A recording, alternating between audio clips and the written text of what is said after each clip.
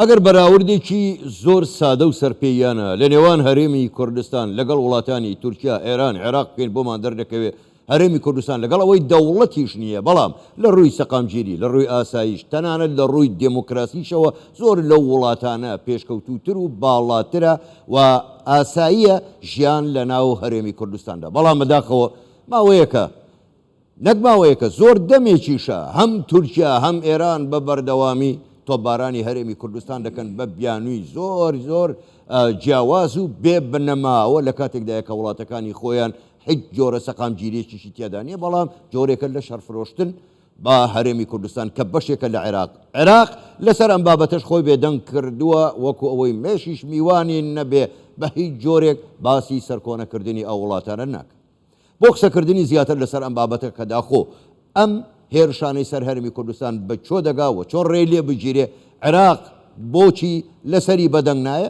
با میوانداری زۆر بەڕێ ڕێباز بێرکۆتی سەرۆکی فراکسیۆنی یەکێتی لە ئەنجومەنی پارێزگای هەولێر و چاودێری سیاسی کە ڕاستەوخۆ لە ستۆدیۆ ژووری هەواڵ لە لامان میوانە قسەی زیاتر دەکەین. کاک ڕێباز زۆر بەخێربی، گەلێک سوپاس بۆ بەشداریکردنتان لەگەڵمان لەم گەشتەی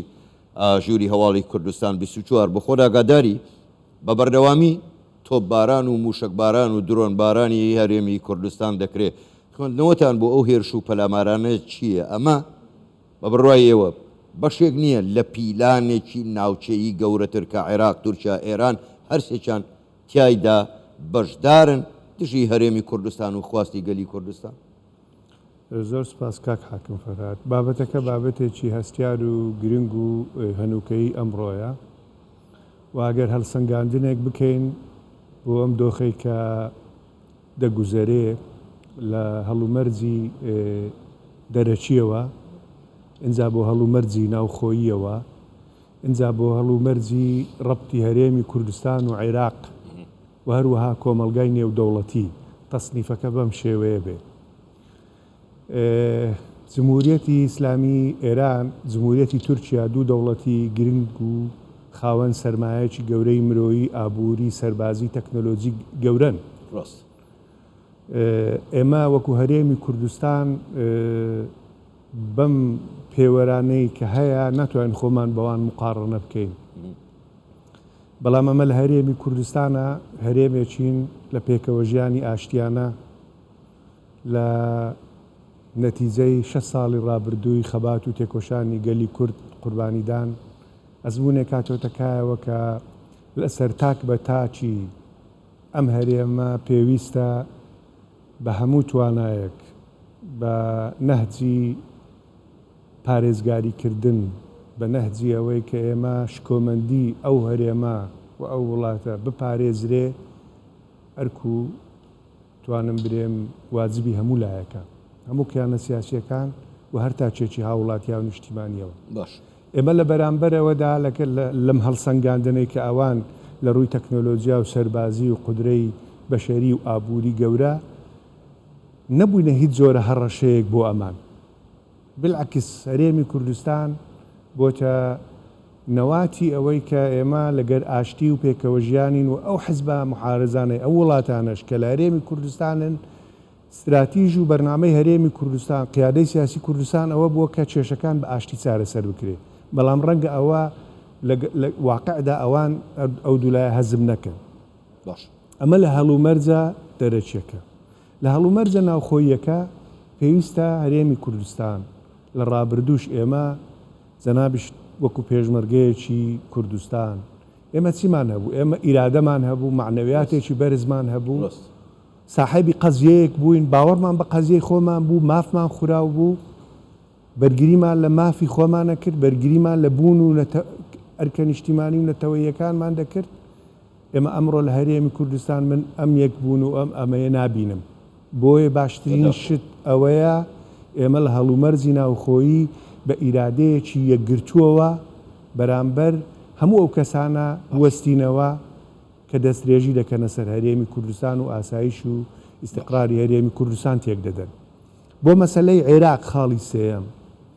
ئێمە هەرێمێکین لە ڕووی دەستوری لە دیباجەی دەستوری عێراقا. عێراق وڵاتێکی ئیتیحادی فیدرالی دیموکراتیە، بنود و شتەکانیشی هەموو وازەعە و پارێزگاریکردن لە سەروەری خاکەکەی ئەوەلەن لەسەر شانی حکوومەتی اتحادیە لەبەرەوەی ئەوان توانای سەربازی و ئەم شتانەی کە پێویست بەو مەسەلانە دەکا بۆ بۆی ڕوبەڕووی بینەوە ئەوان زیاتر هەیەە ئەم هەڵوو مەرجە وەسائلی مساعدانەی بۆ ڕوبەڕووبوونەوە ئەوان زیاتریان هەیە لە ئێمە ئەو توانایە سەربازیانە و ئەو چەکی دژە ئاسمانی و دژە موشەکمان نییە. خاڵی ئەخیری چارەمی تەسنیفەکە ئەوەیە کە کۆمەلگای نێودەوڵەتی گەر سەیری مەجلیسی ئەمنکەین و سەیری کۆمەڵگای نێودەوڵەتی بکەین لەسەریانە ئەوانیش هەڵوێستێکی جوامێرانە تریان هەبێ لەوەی کە ئێستا هەیە وەکو تەنها بە بەیاننامە بەوانە نەبی بەرگری لە مافی ڕەوای میلەتی ئێمە بکەن و بتوانن ئەوانە بوەستێنن لەوە زیاتر غەدر لە میلەتی ئێمە نەکەن ئێمە نەبووینە سەرچاوی هەڕەشە بۆ هیچ دەرو جیرانێک و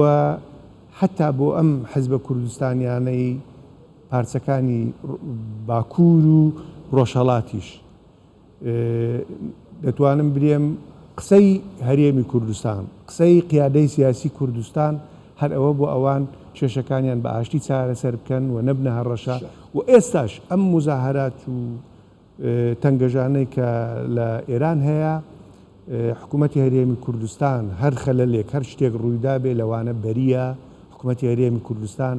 هیچ کاتێک نابێتە سەرچاوی ئەوەی بە سڕەن علەنیەن بە هیچ نەوعێک لەگەر ئەوە نینە ئیستیقراری جیرانەکانمان تێک بچێت. زۆر باشە کاک ڕێبەزیەوە مەسلەیەکی زۆر گرنگتان وروژان بۆ خۆ دەزانی ینی هەرێمی کوردستان هەرێمیشی مستەقڕەوە سەرچاوی هیچ گیر و گرفتێکیش نیە لەگەڵ وڵاتانی دەور و پشت زیاد لە 20 کۆنسۆلگەری وڵاتان بە ئەمریکا و بە ئەوروپاشەوە لە هەرێمی کوردستانان ئەوانیش ڕاستیەکان بە چاوی خۆیانە بینن کەواتە ئەبێ هەرێمی کوردستان بە حکوومەت و بە حیزبەکانی و لەم کاتەدا چ بکەن بۆچی ئەو وڵاتانە لەسەر ئەمە بەدەنگ نایەن یا هەر هیچ نەبێ جۆرێک ڕێگری بکەن لەوەی کە ئەو دووزل هێزەی کە لە دەورمانن هەم تورکیا و هەم ئێران پەلاماری ئەم هەرێمە بشکۆلێ نەدەن. بەڵێ وڵا بە تەکیت یعنی خۆ ئەوان کە عزووری ئەم وڵاتانە هەیە بە تایبەتیهی هەر 5 وڵاتە عزویەی دائیمی مەجلیسی ئەمن ئەمریکا بریتانیا فەرەنسا رووسیا هەمویان عزووریان هەیە ئەلێرە وەسین هەمویان هەموو لایەک نوێنەریان هەیە و دەشبینن ڕەدرەکە لە ئێمە دەکرێت بۆیە پێویستە حکوومەتی هەرێمی کوردستان و هەموو حیزبەکانی هەرێمی کوردستان بە بەشداری حکوومەت و ئەوانەی کە لە دەرەوەی حکوومەتیشن هەمویان حیزبی نیشتیمانین هەمویان خاوەنی خەبات و تێکۆشانن لە هەرێمی کوردستانە قوربانیان داوە بۆیە ئەوانیش ئەرچیانە هەوڵ بدرێ بە بەیانێکی مشتەرەک بە هەموو لایەک بەرگری لەوە بکەن چیتر شکۆی هەرێمی کوردستان نەکەوێتە ژێر هەڕەشە و درون و ساروخەکانی دەروجیرانەکانمان. زۆر باشە کاک ڕێواز بۆ خۆت دەزانیانی لەم هەموو ئێرشەی دەکرێتە سەر هەرێمی کوردستان تا ئێستا عێراق بێدەنگە یاخود بەیاننامەیەکی شەرمنانەی دەرکردووە بە ناوی ئیدانەوە باش بە واز لەوەیان دێنین بەڵام ئێستا من لەسەر عێراق دەمەوێت پرسیار بکەم عێراق حکوومەتێکی تازە هاتووە و کۆمەڵێ بەڵێنی زۆر گەورەشی داوە لە ناویاندا چارەسەرکردنی کێشەکانی نێوان هەرێم و بەغدا بۆ خۆ دەزانین لە 2005ەوە تاکو ئێستا هەموو حکوومەتەکانی عێراق دەستوریان جێبەجێ نەکردو ئەسڵەن خۆیان لێ دزیوەتەوە پێ دوایە ئەم حکوومەتەی ئێستا کە بە هاوکاری کورد توانی دروست ببێ و بکەوێتە سەرقاچی خۆی پێ دوایە بتوانێت ئەو بەڵێنانە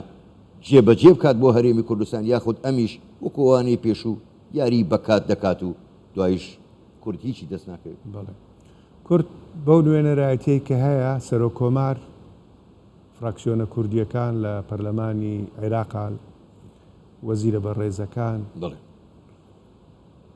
بەیەک لەسەریانە کاوانە ڕاستە تەمسیلی هەموو عێراق دەکەن بەڵام ئەوانە کوردن و لەسەر پشتی کورددانراوە پێویستە هەڵوێستێکی جوامێرانەی موحەدیان هەبێ و بەرگری لە مەسەلانە بکەن.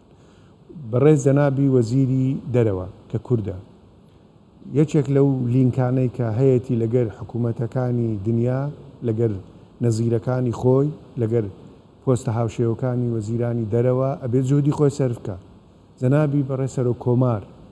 دەبێ ئەم پێگەی هەیەی وەکو پارێزەری دەستور لە عێراقا دەبێ بۆ هەموو ئەو مەسەلە گرنگانە دەوری خۆی ببینێ قسەی خۆی هەبێ لەسەر مناتقی متەنازعا لەسەر کێشەکانی ناوخۆ لەسەر ئەم هێرشانەی لە دەر و جیران دەکرێتە سەر عێراق و سەر کوردستان بە دەرەجەیەک وەزیفەیانە دەبێت ئەوانە من پێم وابی چیتر بەیاننامە دەربکەن لە ئاستی ئەهمیەت و پێگە و وەزیفەکەیان کەمەکاتەوە دەبێت دەوری خۆیان ببینن وەکو منیش بیستومە لە سەردانی بەڕێز جەنابی سەرۆکی هەرێم بۆ بەغدا قسەیە کراوە کە وەفدێکی هاوبەش بچێ بۆ ئەم وڵاتانە بۆ ئەوەی وەکو ئینگلیزیێرە فەیس تو فەیس لە بەرامبەر یەکتردا لە گەرەمانە قسە بکرێ کاکە بۆ چیتر ئەوەندە هەڕەشە لە هەرێمی کوردستان دەکەن بۆ هەر ڕۆژە لە ناکاو لە خەو دایی و هەرسیتەوە کۆمەڵێک موشک و درون بەسەر وڵات و نیشتیمانەکەت و بەسەر هاوڵاتیەکانت داهاتووە بۆی ئەوە وەزیفەی ئەوانە و وەزیفەی هەموو لایەکمانە باش کاک ڕێباز یان کاتم زۆر کەماوە بەڵام پرسیارێککە زۆر گرنگە ئەگەر بە کورتیش وەڵام دێت و من سوپاست دەکەم ئێران داوای لە عێراق کردووە کە هێزەکانی حەشد شعبی و سوپا بنێرنە سەر سنووری هەرێمی کوردستان لەگەڵ ئێران تا ڕادێکیش عێراق بەمە ڕازیە پێ دوایە ئەگەر ئەمە جێبەجێ بکرێ لە قاڵبدانی هەرێمی کوردستان نییە جۆرێک نییە لە پیلان جێڕی دژی هەرێمی کوردستان خۆ حرەس حدودمان هەیە و ئەرکەکانی خۆیان جێبەجێکن پێم وانە ئەم مەسلەیە بچێتە بواری جێبەجێکردنەوە چکە ناگونجێ لەگەر واقعی حاڵە ناگونجێ زۆر باش زۆر چاکە زۆر بەڕێز ڕێباز بێرکۆتی سەرۆکی فراکسیۆنی یەکێتی لە ئەنجومەنی پارێزگای هەولێر و چاودێری سیاسی گەلێک سوپاس بۆ بەشداریکردنتان لەگەڵمان لەم گەشتەی ژووری هەواڵی کوردستان 24 سوپاس بۆیەوە شەوتان باش.